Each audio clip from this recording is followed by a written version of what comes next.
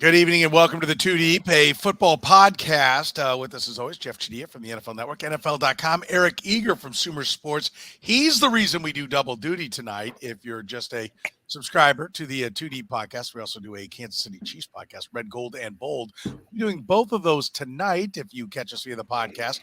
Remember, we stream Two Deep normally on a Wednesday at 9 p.m. Central Time. Going a little bit early, travel plans for one Eric Eager means you get a double barrel dose of football talk from us if you subscribe to both podcasts. My name is Soren Petro from Sports Radio 810 WHB in Kansas City. 810WHB.com is where you can catch my show 2 to 6 Central Time, Monday through Friday. We got a lot of things we want to get to. We've got to cram it into an efficient effort here tonight, gentlemen. Who's the best team in the NFL, Eagles or Bills? Jim Irsay says they got 24 votes from the owners to punt on Dan Snyder if necessary. Are the Broncos done? How do the Pats' last 2 wins validate Bill Belichick's greatness as a coach?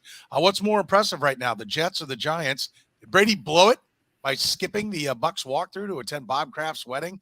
No changes to the roughing the passer penalty. Why would you, right?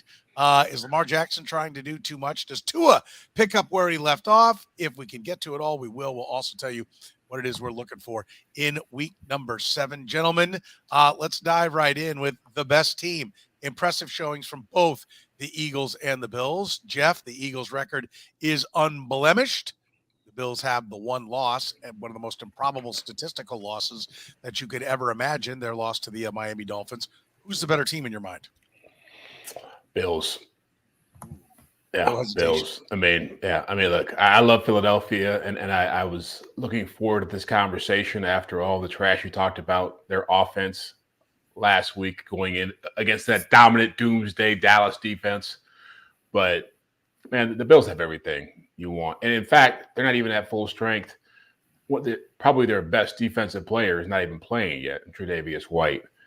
And so, in watching them in that game, I think what really impressed me about them this past week was just their patience, their ability to control tempo, their trust in their game plan. I think a couple of years ago, a big fumble like they had in that first drive with like Isaiah McKenzie dropping the football would have rattled them. Josh Allen would have tried to do too much. And you can just see their confidence in their talent and in the fact that they have Von Miller as a closer. That defense is completely different this season, watching them play. They were solid last year. They were fundamentally, technically, strong in a lot of areas. They did not have that kind of difference maker. And you saw what it meant. You saw what it meant to in a game like this and in a season like they're trying to have. He's going to be, if he stays healthy, a huge factor when they win a championship. Yeah, that is one of the big things. And, I want to talk about that a little bit later on as well. But the closer grabbing Troy Aikman's line, I think, was it Troy Aikman that dubbed him the closer, Von Miller the closer? I can't remember. Or no, Tony. Is that a real thing? Tony, yeah. Okay. One of them was, you were probably at the stadium watching the game and didn't hear the broadcast. Okay. But yeah, that they were dubbing him the closer. And it's pretty fitting. He was doing it. Eric, I know your passion for the Philadelphia Eagles, all things Eagles. I assume you're going to fly Eagles fly or no? No. The Eagles are a good team. I mean, they're second in Pro Football Outsiders DVOA. They're, I believe, third in PFF's power rankings. They're great. I mean, as far as the NFC teams go, they're the only good NFC team, right? Like, let's be honest. But Buffalo on a neutral field is favored by like 4 points against them, 5 points against them.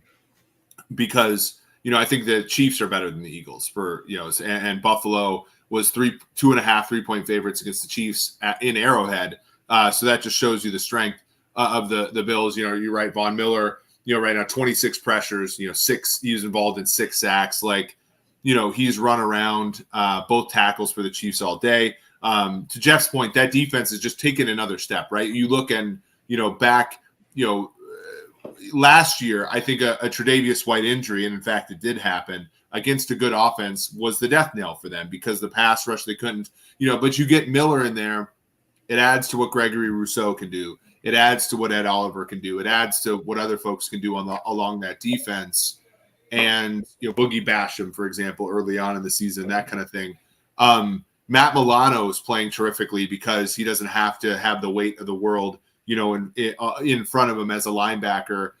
They're without Micah Hyde, who's a fantastic player. Jordan Poyer had to do a John Madden and bust his way over to the stadium, and they were still fine. Kahir Elam was a great draft pick. It sort of shows you, when you draft premium positions, when you're a team who's great, it has a better enhancement than, say, drafting a running back at 32 when you're a great team. So, it's a good side. Injuries could obviously derail them, but as we found out also, that Chiefs defense played pretty well on Sunday. And I thought Spagnuolo did a good job of calling the game. And, Josh Allen was able to overcome a lot of stuff, right? And including what I think, turned the game around was the 90-something yard drive at the end of the first half, where he showed kind of who he was, being backed up on 3rd and forever, picking up that play to Diggs. You don't even have to ask the question to me. I mean, the Eagles. I will freely admit that the Philadelphia Eagles are impressing me more and more with every game. Every time they put another win together, it speaks to, okay, maybe it's not as flashy as I might want. Maybe it's not as quarterback driven as I might want, but the less you can deny just how good the Philadelphia Eagles are. So, they're converting me. I will tell you that my opinion of the Philadelphia Eagles is much higher now than it was. But the Buffalo Bills, really, I mentioned it. The loss to the Miami Dolphins was an absolute statistical anomaly. Right. Statistical freaking anomaly. And I really think you can make a case. People in Kansas City may not want to hear this, but you can make a strong case that the ball really bounced against Buffalo a number of times. Not everything went Kansas City's way either. There's reasons for the Chiefs to go look at the film and say, we're better than this, which every coach will try to do. But I think there's a lot to say that I heard the question posed today in Kansas City. They play this again. Is this a 7-point, a double-digit win for the Bills because the Bills actually had some bad luck? I think there's a lot to be said with that. An errant pitch again, and I know I already look at the look on Eric's face, and I know he's ready to roar in and say, "Wait a minute!" And I can give you a list. Like I said, I do it every Monday for Chiefs fans. Here's the list of reasons why you could have been even better. But I'm guaranteeing you in Buffalo, they are real confident. And I think the thing about the Bills that I like over the Eagles and anybody else is the Eagles are enjoying all of this, right? This is great. This is fun. This is new. I mean, we are something, and they should, right? It's human nature. The Buffalo Bills appear to be on a mission. Todd Lebo, who works with me at Sports Radio 810, said, and he covers the games for us. And he said, I was at that 38-20 win Buffalo had in the regular season in 21. He said, they got done and you'd have thought they won the Super Bowl, celebrating, going nuts, excited. He said, they got done with this game, walk across, shake hands, and on to the bye week. It was business as usual. I think this is a team and a franchise. When you hear them being talked about, Christian McCaffrey or anything else, they be damned, whatever it takes to be as good as they can be this year and erase the goose egg that is next to that franchise's name. There have been 56 Super Bowls, and none of them have been won by the Buffalo Bills. That's what I think makes this team so dangerous, is they are on a freaking mission like nobody else in the league this year. Is that realistic, Jeff? Yeah, I totally see it that way. In fact, I think this game reminded me a lot of when the Chiefs played the Patriots back in their 2019, and they had some issues in that game. A couple interceptions Mahomes threw. Mahomes, I remember him on the sideline just getting in people's faces saying, "This is not happening. We are going to go through this team. We are going." The message was, "We're winning a championship this year, and we got to beat this team to win a championship. So let's get it done. Let's move on." They didn't see him again in the playoffs, but yeah, I think the way the Bills played, and Eric referenced that drive at the end of the half. I would say the drive at the end of the half and the drive that ultimately gave them the game-winning touchdown were so impressive in that the level of confidence to be able to say we're backed up with a minute and 30, whatever it is, to go in a hostile environment. Great team in front of us. It's beating us in critical moments. And you're like, we're going 97 yards, and we're going to do it in a minute and 13. and that throw that Allen made to Gabe Davis on third down in the end zone, where he feels a little pressure and slides to his right, comes back and just throws a dart. Like that to me is a big time MVP level play. And again, when you do that kind of stuff, it's not like you should take it lightly because there aren't many teams that can do that right now. And that's just one facet of who they are. So yeah, I totally think they are motivated, but even more so, they're super talented. And that's what makes it really tough. Yeah, and they played it. The thing I think is impressive is you referenced the 38-20 loss last year by Kansas City. That had a comedy of errors, right? You had Byron Pringle fumbling the ball on a kickoff return. You had Pat throwing an interception off the hands of Tyreek Hill. That was a touchdown. You had, the Frank Clark roughing the passer on a play that ended up being intercepted. You had, Daniel Sorensen deep in coverage against Dawson Knox. And I'll give the Chiefs credit. The Chiefs didn't make mistakes that much I think the Valdez-Scantling, I think in a perfect world, he comes down with that first touchdown.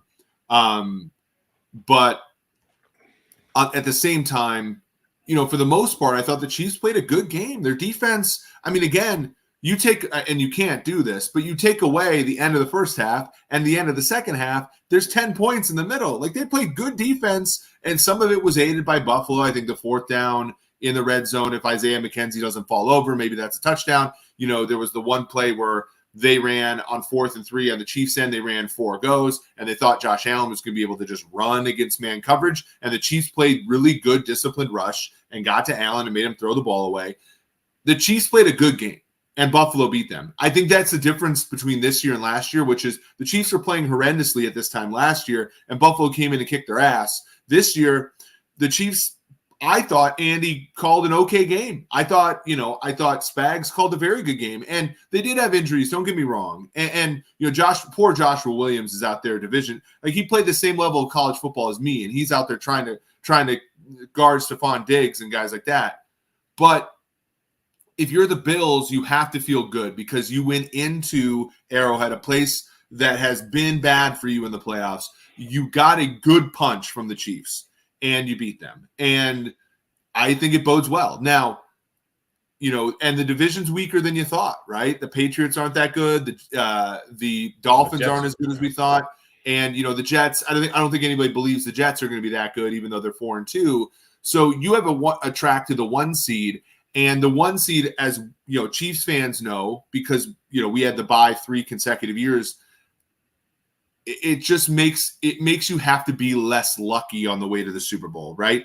And this is a Bills team that's gotten unlucky in the past with who they drew in certain rounds of the playoffs. So I think this is a humongous win for the Bills. I think it does put them. And there's a gap now. I think there's a gap between them and Kansas City. I think there's a gap between Kansas City and Philadelphia for the second best team. And then there's a gap between Philadelphia and everybody else. 2 things we learned there. One, Eric Eager's part of the Kansas City Chiefs. That was nice.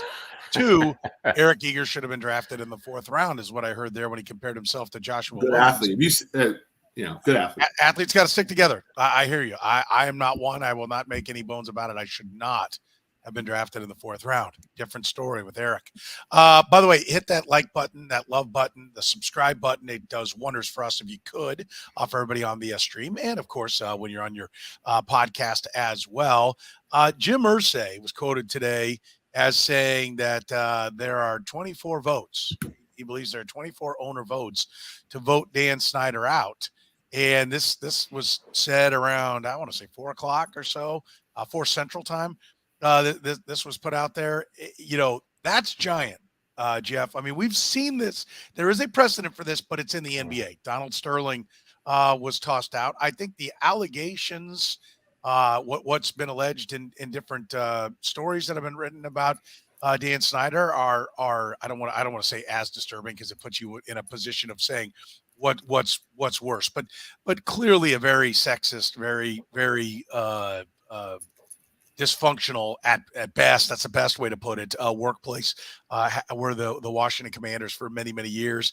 This has been an embarrassment. I had a number of people, like days ago, tell me there's no way they're going to let the league come in and take a franchise because they're all worried that they'll be next. Not because they have skeletons in their closet, which Dan Snyder alleges he has on them, or is at least allegedly alleging that he has. Can you even do that? Can you double allege? But reports that say that he's saying that Jim Irsay, I don't know that he's exactly the rock of NFL owners, Jeff, to be taking to the bank on. But the fact that he would even verbalize that is quite a statement of where we are. Yeah, the beacon of virtue. That is Jim Irsay. It is. I've never seen it happen. I've never seen owners come forward, or at least one owner come forward and be that candid about how he feels about another owner. And I didn't read the ESPN article that came out that really detailed what was happening there. But, there's enough stuff that's happened over the last decade with that franchise. You don't need to have that much knowledge to know that, as much as we talk about when personal conduct policy, when it relates to players and protecting the shield and the integrity and all this stuff, when it comes to the guys who are paying the bills, the guys who run the league, the standard has to be higher. Roger Goodell said that a long time ago when he put this policy in place. And this is really the true test of this, because, there's enough stuff that's happened, even with the Bruce Allen stuff with John Gruden, those emails getting out, the kind of communications happening to let you peek inside this organization. So when Irsay is talking about this, I do believe there's a very good chance that Daniel Snyder is no longer the owner of this franchise. And I think the Pig One, number one, just referenced Carolina with Jerry Richardson, although he ended up selling his team and walking away. But what he was doing was not even close to what's happened with this franchise. So, it's a lot of people think the owners won't go after each other. I think Daniel Snyder, in a roundabout way, with some of these things have happened that have come to light, has really given the owners no other choice but to come after him. Yeah, no doubt. Eric, you have connections all over the league. I mean, will you be surprised if this vote is there? Is this just one guy popping off in front of the cameras, getting some FaceTime, or do you think that this is valid statement? Yeah, they I mean, obviously they take care of themselves, but you think about the Washington, like the worst thing about them is they're not good. Like, they haven't won more than 11 games in a season since 1991. The last time they won a Super Bowl, they've had to, like, their games are not well attended. They have changed names now twice. And there was a lot of like controversy there. Like, this is an NFL that, I mean, aside from some scandals, and of course those are real, has done really well over the past few decades. And despite that, the rising tide has not lifted the Washington football team boat. And I think, the owners are looking at, what is a really big media market, the DC media market. And they're thinking to themselves, well, what the heck? Like, we got two teams in LA now. We got a team in Chicago. We got two teams in New York, both playing pretty well. And this team in Washington is wasting a good media market. And so I think that they're just waiting for that coalition, right, to form, to be able to get rid of them. And I think that the people would welcome that. I mean, I think that I've gotten calls from people who are prospective GMs in the league who are like, can we just get some functionality in Washington so I can become the GM there? And that's the thing. It's like, when you think about, it's so toxic there that there are very talented people who don't want to work at Washington. That's a problem. And I think that the league would like for that not to be the case. Yeah, I think when you get into each guy's pocketbook, that's when they get pissed. And I think there is an element of Washington is so bad. I think you guys make great points about how bad that, it's a great media market because it's a big area. It's not just the District of Columbia, it's Virginia and all the surrounding area, Maryland and even there's parts of Baltimore even that are still from before the Ravens, after the Colts. The Carolinas. Carolinas are huge. They controlled, DC down to Atlanta at one point. Yes. Yeah. I mean, take a look at how many like Dale Earnhardt Jr. is not a Commanders fan because they don't reach down into the South. They do, very, very much so. And I think the league has a little bit of a problem. We watch these turds that keep being hatched on Thursday night. Like, if you don't have Herbert versus Mahomes, the Thursday night games have been awful. Monday night had Herbert versus Russell Wilson. That was not an attractive game. And I think in some ways the Josh Allen, Patrick Mahomes light show, and Tom Brady versus, Peyton Manning back in the day, or maybe a Brady Rodgers contest, it is almost sucked the life out of just a normal NFL game, right? There was a time a 12-11 game would have been considered a defensive thing of beauty. Now it's like, what is this dreck? And then if you add in a reason where an owner gives an entire fan base a reality, and not with you. I know the defense. I saw that look. Thing of beauty for Jeff, certainly with the defensive showdown. But if you give a fan base a reason to not like their owner and fans to have another reason to tune away, I think that's a little bit concerning. And I think that might be what they're looking at as they try to expand their global, television empire, if they will. I mentioned the Broncos, Jeff. Is that it? Can we throw them aside? Are they done? Do we quit worrying about, talking about what is or is not Russell Wilson with the with this with this franchise, at least for this year? Yeah, I think it's done. I think it's done. I mean, I don't know how severe his hamstring injury is. It sounds like from what Tom Pelissero at my place reported that it's substantial and more than just day to day. And so he was already playing poorly. You add in the fact that he is going to be hurt and lame for a little bit.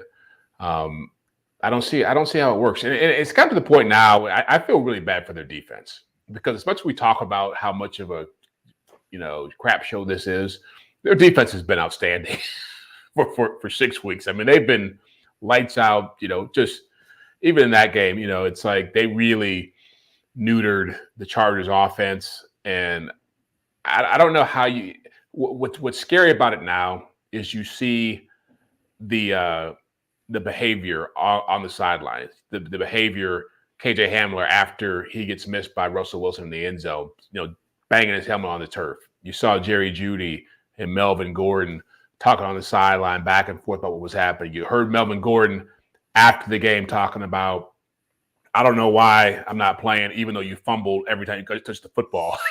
Shouldn't be a mystery. Not hard to figure out. Go watch the tape. But I just don't see how Nathaniel Hackett survives this year. I have to imagine that new ownership group is mortified every time they're on national TV now because they're becoming a running joke. And they just can't score points. It's astonishing that as much as we trash Vic Fangio for the way he ran that offense, they went and hired an offensive-minded head coach and got worse on offense. It's just, I've never seen anything like it. Yeah. Listen, I will tell you, I made the statement and I'll stand by it, Eric, that you cannot come back from the idiocy, the lunacy, the incompetence of running the clock down to kick a 64-yard field goal. There's no coming back. He was Nathaniel Hackett and this group, which includes Hackett and easier to change the coach and the whole roster, it will not succeed. And I had a lot of people be like, oh, you can't say that. It's just one game. It's just one mistake. Like if you set out to sea with a fleet and the admiral that was guiding the fleet told the battleship to turn its guns and fire into the aircraft carrier and sunk the aircraft carrier, it's just one mistake. It's just one mission, right? But you've done something that is so incompetent, you're never to be trusted again, because if you will do that, will you poison the entire crew? Like, I know it's a tremendous exaggeration, but I'm making the point. Burnt off 40 seconds to kick a 64-yard field goal.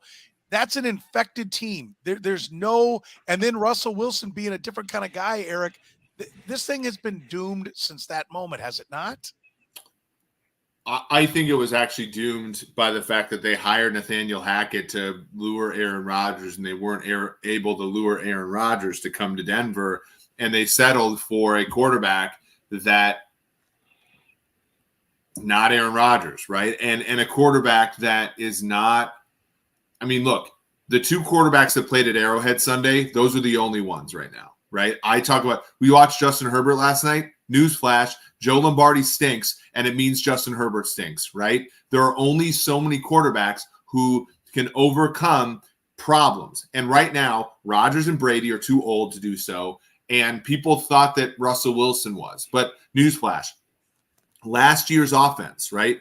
The Seahawks were like one of the worst teams in the NFL in getting open, and yet Russell Wilson was one of a top quarterbacks in the NFL at throwing to uncontested targets. The Denver Broncos last year were one of the best teams at getting open, and Drew Lock and Teddy Bridgewater were one of the bottom 10 team in terms of throwing to open receivers. Those receivers are still getting open. Russell Wilson just can't throw to those parts of the field. They settled for a quarterback who does not fit into their offense because their offense was constructed by a guy who wanted a different quarterback. And I think what the hardest part is, we see all these great quarterbacks, and we see, Wilson do great in Seattle. We see Rodgers do great in Green Bay. And then we turn around the last 2 years and see Stafford win a Super Bowl in year one with his team, and Brady win a Super Bowl in year one with his team, knowing that the first, to your point, 54 Super Bowls, that happened once, and every team is like, okay, we're just going to find – we're going to get, we're going to have, get our second quarterback here, and he's going to be amazing. And the second stanza is going to end up like it was. And look, it's not even that way in LA anymore. And that team actually won. Everybody that's chased the LA dream it's been bad because quarterbacks grow up in an offense. And when you move them to a different offense, they're good. Like, you have to be able to predict that that's the problem. And in Denver, it was even worse because that second quarterback was supposed to be a different guy. And so, it's just not going to work, to Jeff's point, because the injuries, but also, even if he's 100% healthy, this offense is not made for Russell Wilson. And you can't get over the fact the guy's 5'9", and he's not going to be able to throw over the middle of the field. And so, yes, they're done. They're cooked. And it's a shame because Jeff's exactly right. The defensive personnel on that team is really good. And Jeff, just real quick, and then we'll move on, but was Nathaniel Hackett's name mentioned anywhere, really, for anything other than maybe being the guy that could, drag Aaron Rodgers? Yeah. I bring that up not to run the man down, although his body of work as a head coach does that for himself. But how could he be any more? And I don't want to get into a whole Eric Bieniemy debate because we've done that a lot of times. There's a lot of compartments to it, but it's kind of the same thing. What about Nathaniel Hackett? Matt LaFleur's calling the plays there. I mean, this was, it open and shut. This was a move to get Aaron Rodgers. They didn't get him. They went to plan B, which is really plan D, and it's host. Yeah. And I've had people who are in the know in Green Bay tell me that the relationship that Hackett had with Rodgers was way overblown in terms of his ability to pull Aaron Rodgers to Denver. So right from the start, if that was their mission, their strategy, it was flawed. And people in Denver say that, look, I don't want to say one player would have changed some things, but people say that when Tim Patrick got hurt, that one of their wide receivers in training camp blew his knee out, that was a big loss for his offense because he was the one receiver, Courtland Sutton to an extent, who was a lot more like a DK Metcalf type player, a guy who could really make contested catches. And I think within the locker room, be an emotional anchor for some people. I mean, it sounds like there's a lot behind the scenes happening now within this team that would suggest that, someone keeps asking me or keeps asking the question, was Hackett survive, make it to year two? I don't know how you can get to year two if your team ain't coming with you. And I think that's where they are as a team right now, that they do not want to follow him much farther. Yeah, I think that's it too. I mean, I think you saw kind of some bickering going on. And it's because they don't believe in that he's putting him in the best position to succeed. Jeff, Belichick, 2 wins, 1-3. We're ready to give up on him. The 2 wins now tie him when you add in playoff wins and regular season wins. It ties him with George Halas all time. That's a tremendous statistical accomplishment. What does it say that with Bailey Zappi, rookie late round draft pick, he strikes again and gets 2 wins? What does it say for Belichick's greatness? Look, I know you are not as high on Bill Belichick as I am in terms of his legacy and where he stands. And I think he's the best coach in football history. I think this recent run with 3 wins in the last 4 games, starting 0-3. Granted, he beat the Lions, Eric and my Lions, who are underwhelming right now, and the Browns, who just went to 2-4.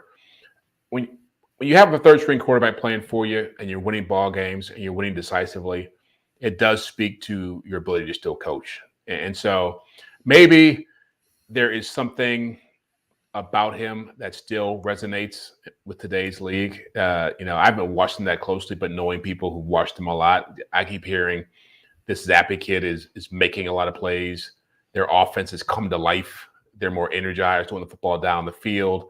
Obviously, defensively, they're doing a lot of great things. Matthew Judon's going nuts. And so do I think that they're a playoff team? I don't see how the math works in their favor in that division, because I think once Tua starts playing again this week and that offense gets going again, they will be on the right side of 500. And the Jets, to me, I think the Jets are real. I think after watching them play against Green Bay and then Buffalo. So I don't think they can get past those three teams for a playoff spot. But I do give them credit for being able to turn this thing around and get this team back to 500 when people in Boston were talking about maybe it's time for him to go. Maybe it's time that maybe he's done enough crazy stuff, like having two coordinators who never coached offense and, running Tom Brady out of town. Maybe it's time for him to go. I think he's given people a reminder of what he can do. Yeah. I mean, it is. I was ready to say, I brought up the subject. Is he Chuck Noll, right? Is this him on the downslope? Terry Bradshaw's downslope that precipitated. Then they were serviceable, but they were no longer a championship contender. Eric, is this signaling the not so fast on Bill Belichick? He's not just around here to pass Don Shula's win mark. He can still make a run at being a championship coach again. A championship coach, no, right? Like, I just think that they're going to be outgunned in playoff games. Like, I think they can win a playoff game, but I don't think they can win. I don't think they can go through Kansas City and Buffalo, right? Like, I think not this team. We're talking about Bill Belichick, the coach. Are you saying that Bill Belichick will not be able to? He won't woo Aaron Rodgers for one last hurrah and come through. He can't develop. I think he's too old school. I think he's too like. He could, but like he really hasn't shown that the willingness to do what it takes at the most important position, which is quarterback, right? Like Brady was the guy he built up from the bottom up, and then once Brady, he tolerated Brady once he became bigger than life, but eventually that became too much. Now like Bailey Zappi is like the quarterback that Belichick wants. Like that's his prototype quarterback. Yeah. And I like him. Western Kentucky's a cute little program, and I think he's a nice quarterback. But like, is he gonna be like? I think Belichick is too into himself to be like, I need a big time quarterback, and he's also very smart. And he looks around the league and says, for what? Like all these teams that went all in on these other teams' quarterbacks suck. So I got to build it from the ground up. And unfortunately, my issue is going to be you're building it from the ground up. You're never going to use a first-round pick on a quarterback after Mac Jones, of course, and we can see Mac Jones' ceiling. So are they going to be able to catch Buffalo or Kansas City with this roster in the future? My answer to that is no. But I do think that there'll be a playoff contending team, but it'll be a lot like last year. If they run into Buffalo or Kansas City in the playoffs, it's going to end up like it did last year with that team kind of outclassing them. Can they win a playoff game against one of those teams? Yes. Can they win against both? Probably not. Jets or Giants? Who impresses you more, Jeff? Oh, Giants. I mean, the Jets to me have. Is that to say talent. You think the Giants are better? I think the Jets are better. I think the Giants are. Okay. Can you name more than two offensive players for the Giants right now? I mean, I don't think. I mean, Saquon Barkley is the only player on their offense who really scares you. And somehow they keep getting him going every week to do something dramatic and productive and beneficial to what they want to be. They scored just enough points. I think Wink Martindale, if they gave out a trophy for assistant coach of the year, would win it this year. Because what he's done, the defense that's been banged up, assortment of guys that you don't really know. They don't have a Quinnen Williams over there like the Jets do, who's just terrorizing quarterbacks right now. And so for Brian Daboll to take that team and have them be 5-1, when we did our rankings back of whatever coaches and teams and all that stuff, quarterbacks, like every time the Giants came up, they were at the bottom of the list and Daniel Jones was at the bottom of the list. And if you can have Daniel Jones be a 5-1 quarterback in this league after what he's shown over the last 4 years, God bless you. I mean, I think it's an amazing story. Yeah. What about you, Eric? Jets or Giants? Who's the more impressive? I like what the Jets are doing just because it's sort of formulaic, right? It's you get the young quarterback in place. He doesn't have to play that well, right? Like Zach Wilson is not playing good football right now. But that inexpensive quarterback gets you the bounty, right? So it started with Carl Lawson last year, right? And he got hurt, but now he's back. Corey Davis also last year, is now a relatively effective player. Then, Elijah Vera Tucker has played everywhere around the offensive line.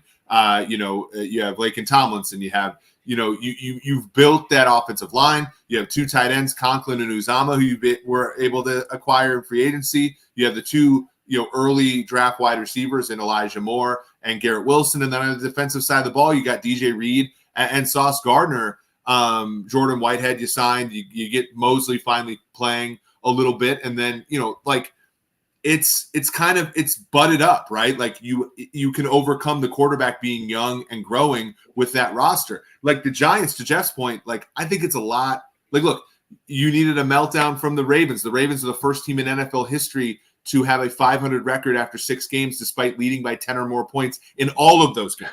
So you have a meltdown there. You have a meltdown by Tennessee in week 1. You have a meltdown by Green Bay in London. Like, and I like Dable, and I've always thought Daniel Jones was a little bit underrated, but I don't think that they're winning. That win in Lambeau Field Sunday was one of the more impressive ass beatings I've seen in a long time. And I think the Jets with Salah, a lot of people were doubting him last year, him and LaFleur's brother. I think that's a good, impressive team. I think that they long-term, I'll buy into the Jets more than I'll buy into the Giants. I do like this.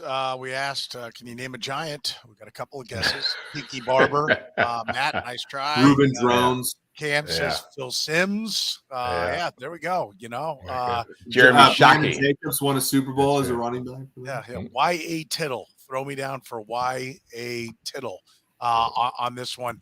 And I put up earlier, Tommy says, hey, the Jets.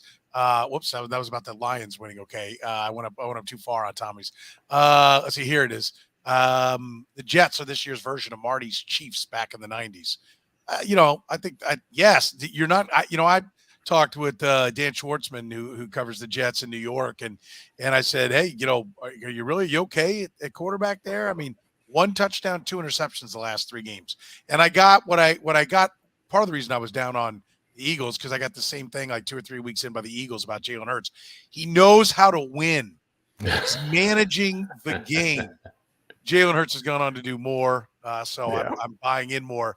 Long way to go with Zach Wilson. I mean, I think Tommy's comments are pretty fair, although I don't think we're ready to even call Zach. You're getting kind of like you're getting a Jaguars Bortles 17 season out of Zach Wilson right now, right? Which is no, you're not, because he was better than that. He threw for 35 touchdowns that year. He threw for 35 touchdowns in 15 when they got their asses kicked. But he was a game manager, and like the Jets.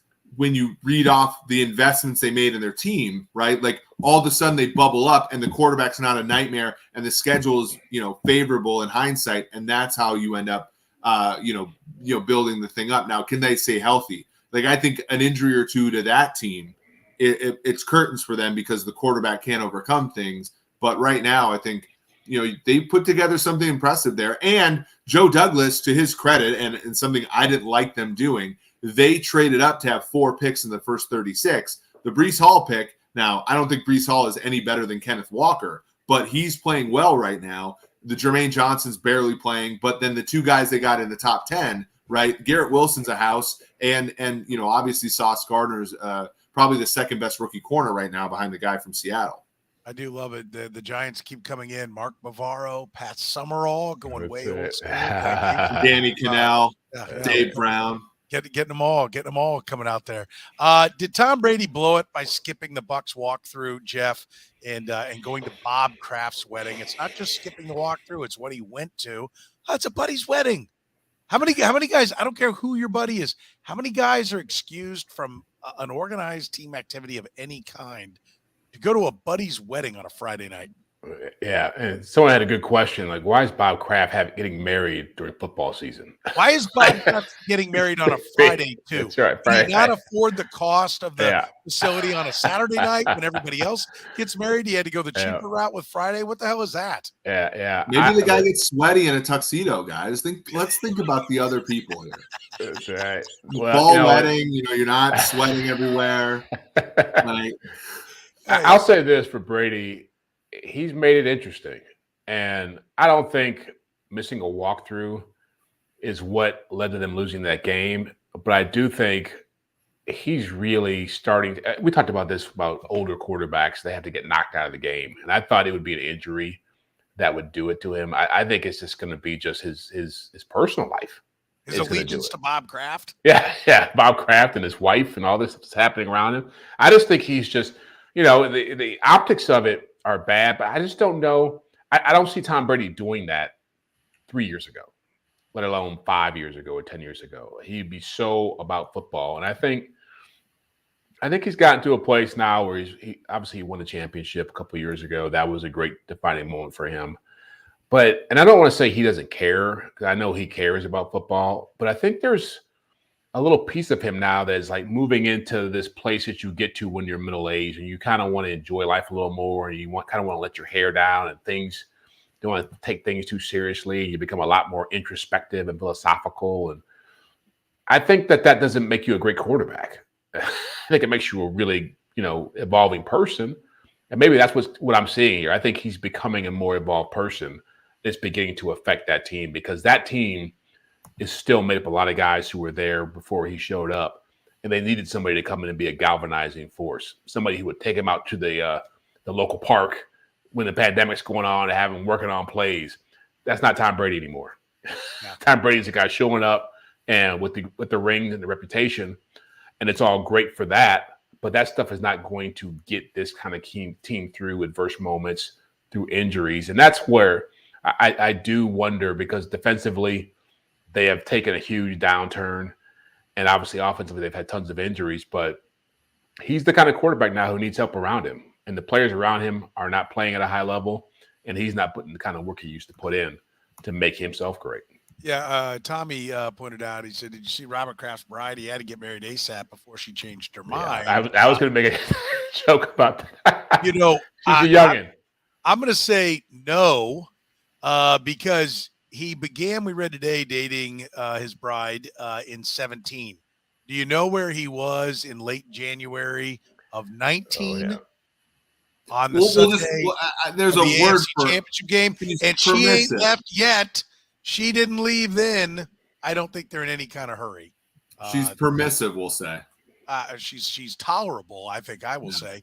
And then there's this one.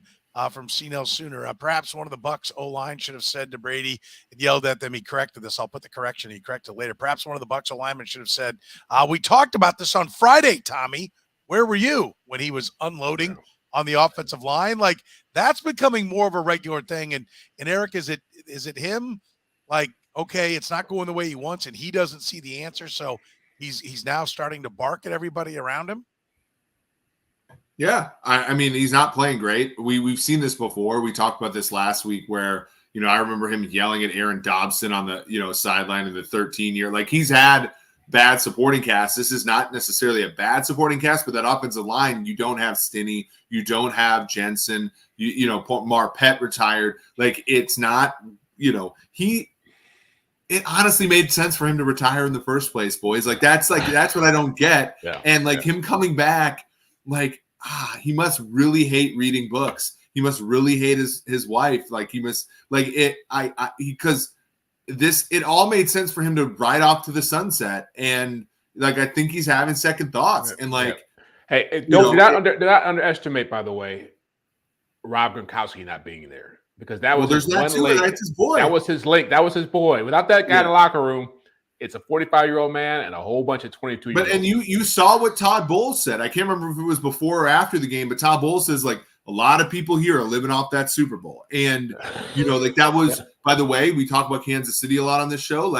That was why it was good for the Chiefs to trade Hill and get 12 draft, it ended up being 10 draft picks in here, because you got to get new blood. To your point, Petro, about, when the team's not hungry individually, right? It's going to be hard. And the Bucs brought back every starter last year, right? And it looked sluggish at times last year. And it's just gotten worse, because again, I don't know why Brady came back. It's honestly so weird, but and they might end up being okay, because it ends up being such a weak NFC, but man, it looks bad. They won't be okay. I know everybody has been burnt by saying it's over for Tom Brady. Here we go. I'm in for round 2. It's over. It's over. When you're going to the wedding, Jeff nailed it. When you're going to the wedding, you're not all in on doing whatever it takes. And I think Tom thinks he's doing everything he used to do. Tom Brady, like we're buds, me and Tom. Tom Brady thinks he's doing everything he used to. He's not. He's not. And when you check out for the wedding, that's a big problem. And I think guys around him. I mean, listen, it doesn't. You can tap that ring on the podium forever, but when you can't go out and ball, they will turn their backs on you. All of them quickly. The locker room will change. They're not changing the roughing the passer penalty, Jeff. I'm not stunned by this. Here let's act like we care and let's have an emergency meeting.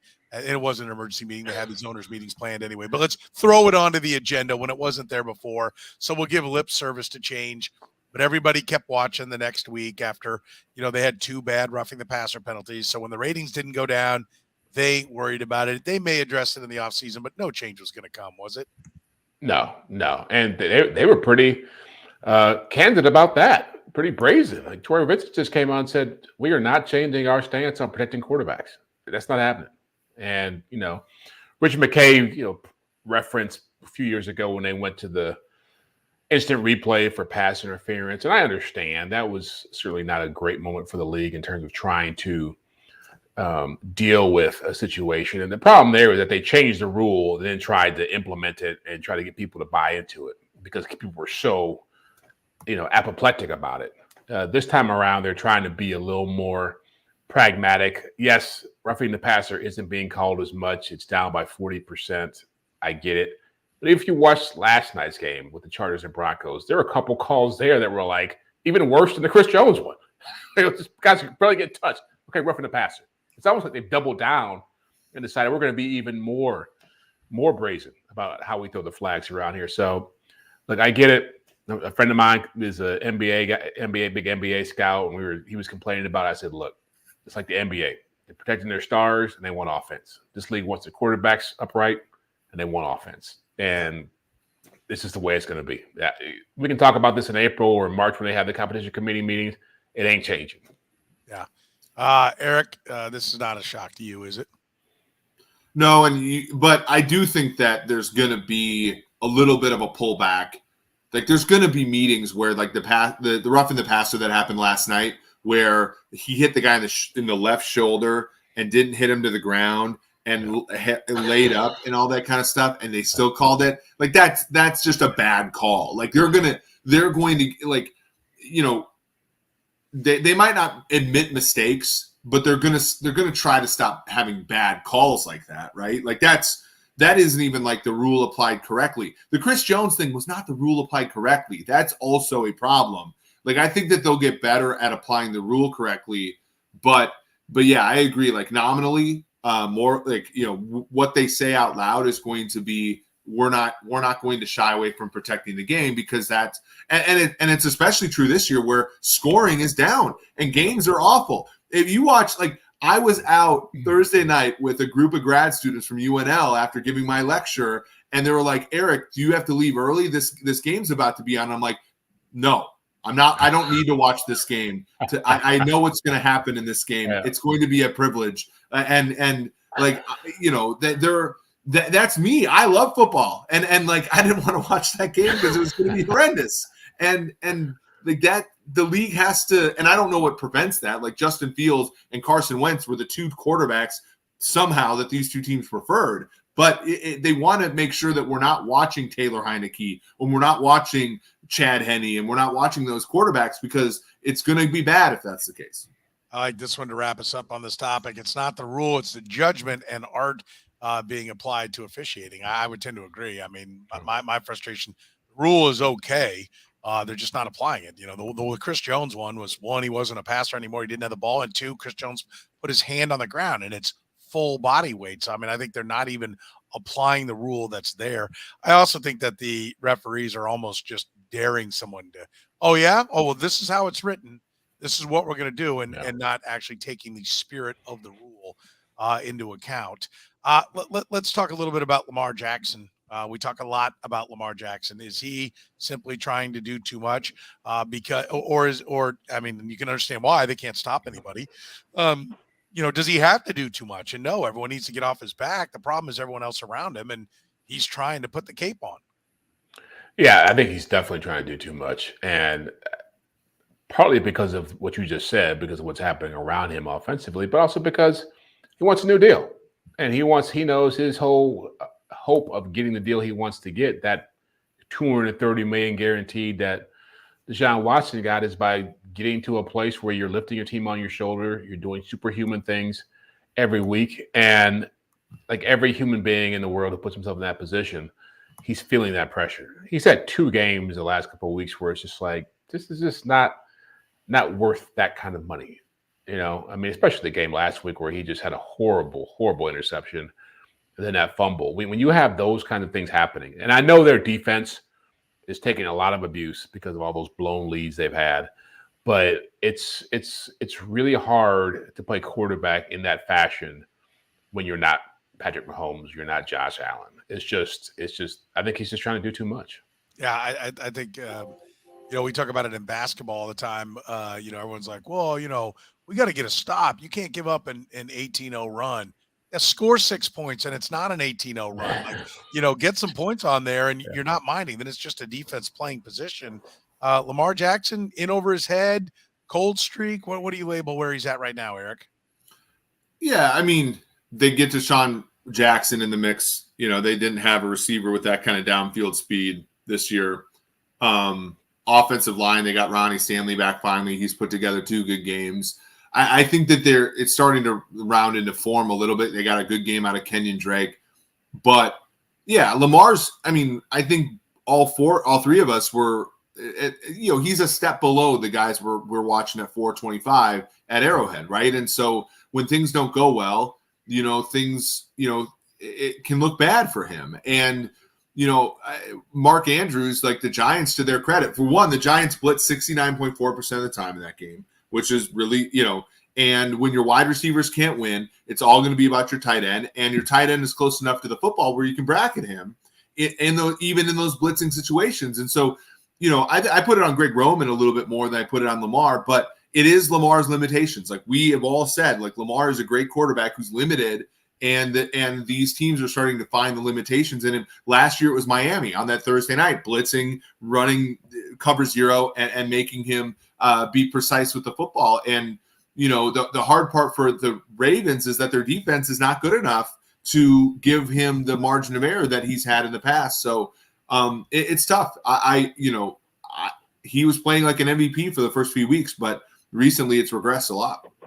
We always like to wrap it up on Too Deep with what we're looking for. Got a strong slate of games coming up this weekend. Is there a specific game, a team, a player, a matchup, anything in particular you're looking at here, Jeff? I'm curious about the 49ers defensively because they just cannot keep people healthy over there. And if you watched their game last week, they lost Charvarius Ward to a groin injury, and their safety is in concussion protocol now. I mean, you've got like Nick Bosa didn't play, Eric Armstead didn't play, Jimmy Ward didn't play. I mean, they finished the game with 4 players who were supposed to be starting for them on the field on defense. And so that is a tough place to be when you got the Chiefs coming in looking for a way to boost their confidence. And so I'm curious if they can get Nick Bosa back. That might help them. Certainly Trent Williams on the other side might help them too as far as being able to run the football. But I'm curious to see what kind of defense they put out there, because when they're healthy, best defense in the league. Okay. Eric, what are you looking at? Yeah, I this is a game that I think is sneaky because I still think the Chargers are complete fraud. So I like the Seattle Seahawks, Geno Smith, finding a way. Kenneth Walker, with 2 tackles, Abraham Lucas and Charles Cross, 2 draft picks this year, playing good football. 2 wide receivers that I think are going to give the Chargers problems. I think that Seattle goes into LA this week and beats the Chargers. And it'll be a surprise to people who have not had the right opinion about Justin Herbert like me all year. But that's the one I'm looking forward to is the Chargers falling to 4-3 in a game that, like, I think we all looked at as a gimme at the very beginning of the year. just to be clear, the other people aren't seeing it clearly, but Eric is. If you didn't he rush that statement together, he is seeing it clearly. He's not big on Justin Herbert, and certainly nobody. My brother in Christ needed like 70 passes to throw for 250 yards last night. It was bad. I'm just making sure that people that are new to the podcast, new to the stream, understand where you're coming from, because you kind of crammed it all together there. And if you don't have the background, nobody who listens to the podcast on a regular basis is shocked that you're running down the Chargers. Nobody. I'll give you a different one. I'll take the Titans and Colts. One of these teams is going to be a first place team. One of these teams is going to be, barreling towards perhaps a home playoff game. That is fun, right? That is interesting. The commercial filler of this year's playoffs. Who will it be? Could very well come from that. I'm actually impressed by both coaches. Adversity going on, changes going on everywhere. Frank Reich, oh yeah, some things better happen. Yeah, you change quarterbacks every year, and the guy's still fighting for first place. He's had some ugly losses, true, but the roster's not as great. Chris Ballard hasn't done as spectacular job as people think. Yeah, Frank Reich's got him fighting for first place. I think that's pretty good. I'm impressed by that one. I'll be looking at the Colts and the Titans. All right, double dip tonight. Again, if you are just joining us here on the Two Deep, we've got travel plans tomorrow for Eric, so we're doing two. It's going to do it for us on Two Deep, our Red, Gold, and Bold podcast. It's about the Kansas City Chiefs. It's coming up here shortly. If you're on the stream, if you're on the podcast, hey, look for that one as well wherever you get your podcast. So for Jeff Chadiha from the NFL Network, Eric Eager at Sumer Sports, sumersports.com. My name is Soren Petro from Sports Radio 810 WHB, saying thank you very much for joining.